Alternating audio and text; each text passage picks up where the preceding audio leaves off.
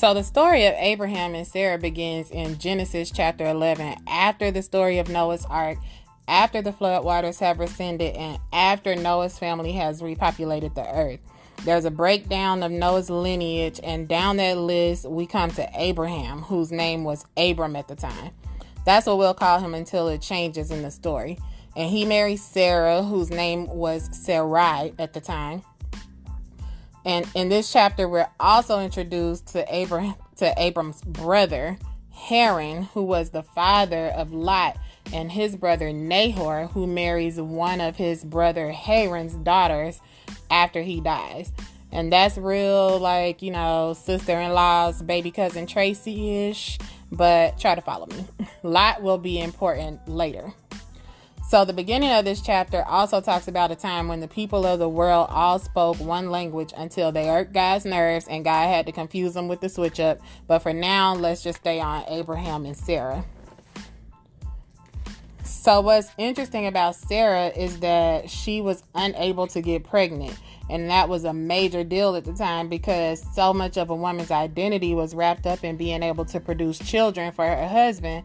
Because the more children a man had, the more help he had producing crops, tending to land and livestock. And it just meant more wealth for the family. That was a woman's contribution to her family. You also had someone to care for you when you got old and so forth. So it was a devastating thing for a woman to be barren during that time. It was very devastating for Sarai. Pardon me if you hear my notes. So moving into chapter 12, the call of Abram. This is the chapter where God challenges Abram to trust him. He instructs him to leave his comfort zone, leave his daddy's side of the family, leave his friends, his everything that he knows, everything he grew up with, and follow God to some other land that God chose for him. Now, that was the challenging part, but God also makes a promise in exchange, and he tells Abram that in exchange for his obedience, he'll bless him. He'll be blessed to be a blessing to other people. He said he'll get his name popping in the streets. Every time you pull up, people gonna know who you are for generations to come. He's told him, I will make you into a great nation, meaning generations of families were gonna come from Abraham's line, and his bloodline would just not ever die off. He even promised to have his back. He said, look, I'll bless those who bless you. And if anybody try to try you, I got him. I'm going to handle that for you. All the families of the earth will be blessed through you if you take this deal. This is God to Abraham. All you have to do is abandon your comfort zone and trust me.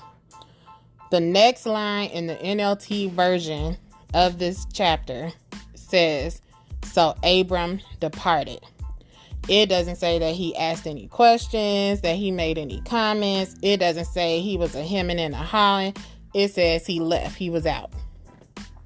He took his nephew Lot with him because remember Lot's dad had died. So he went with Abram to this new land. He took his wife Sarai. He took all his wealth, all his livestock,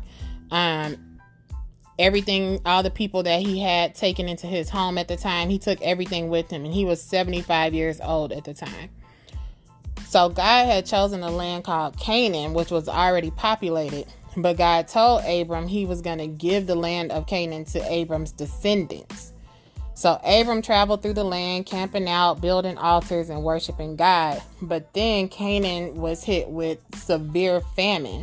So, he's followed God to this land that he knows nothing about. And then he gets there, and now he can't feed his family. And that forced him and his family to move into Egypt, where they were considered foreigners.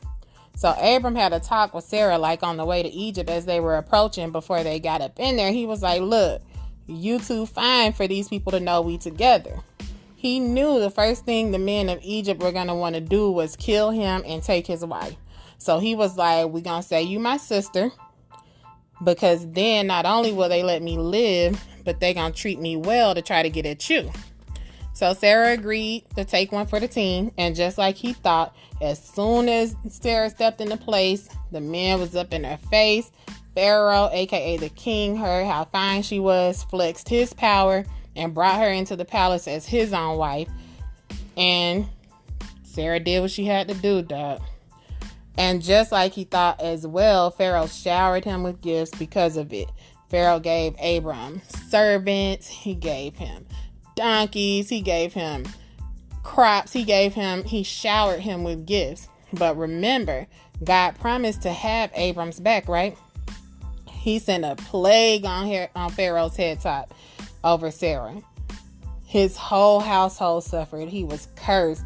He was like, you want to rumble with the G, huh? Threw a hex on his whole family. Okay, I couldn't help it. I'm sorry.